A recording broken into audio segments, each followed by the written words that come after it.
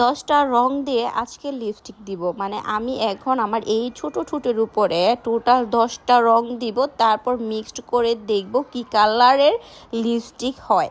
এর আগেও 10টা 15টা করে কালার মিক্সড করে আমাকে লিপস্টিক টিউটোরিয়াল বানাইতে কইছিল, কিন্তু আমি সাহস পাই নাই, কারণ এতগুলো কালার এই ছোট একটা ঠোঁটের উপরে আমি কেমনি দিব। তো নিজের বয়কে জয় কইরা আজকে এই 10টা রঙের লিপস্টিক বানাই ফেললাম। তো আমি মিক্সড করতে করতে আমার কাছে মনে হয়েছিল যে একদম আমার স্কিন শেডের কালার হয়েছে, এতটাই নিউড কালার আইছে যেটা কিনা আমার স্কিন শেডের লগে একদম মিলে গেছে, কারণ আমি হলো ব্রাউন গার্ল, মানে ব্রাউন শেডের স্কিন টোন আমার। তো যাই হোক, ওইটা কোনো কথা না, কথা যেটা সেটা হইলো গিয়া কি, আমার কাছে এই লিপস্টিকের শেডটা একদমই ভাল লাগতেছিল না।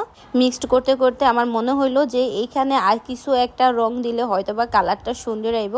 কিন্তু হ্যাঁ, এই 10টা রং যদি সমান পরিমাণ নিয়ে মিক্সড করো, তাইলে এখন আমার ঠোঁটের উপরে যেই কালারটা ঠিক এই কালারেরই লিপস্টিক আসবো। এখন আমি একটু পণ্ডিতি কইরা তো কিছু কিছু শেড আমি দিয়ে আমার লিপস্টিকের শেডটা একটু চেঞ্জ করবো, কারণ আমার কাছে এটা একদম ভালো লাগতেছে না। তো এই লেগে আমি একটু গোলাপি কালার দিয়ে দিছি, তারপর একটু লাল কালার দিয়ে দিতেছি, তারপর দিমো হইলো গিয়ে একটু ব্লু কালার। জাস্ট এই 3টা কালার দিয়েই আমি ভালো করে মিক্সড করার পর কালারটা এত সুন্দর আইছে, মানে আমার শেডের স্কিনের যারা আছে তাদের জন্য পারফেক্ট একটা নিউড কালার, গোলাপি, লাল আর নীল কালার। তো এখন আমার মনের মতন কালারটা আইছে, এখন আমার ভালো লাগতেছে, মনে একটু শান্তি লাগতেছে। তো তোমার কাছে এখনকার শেডটা কেমন লাগছে অবশ্যই কমেন্ট করে জানাইবা, আর আগের যে নিউড কালার শেডটা কেমন লাগছে সেটাও কিন্তু কমেন্ট করে জানাইবা। তো এখনকার মতো বিদায় নেই, আল্লাহ হাফেজ।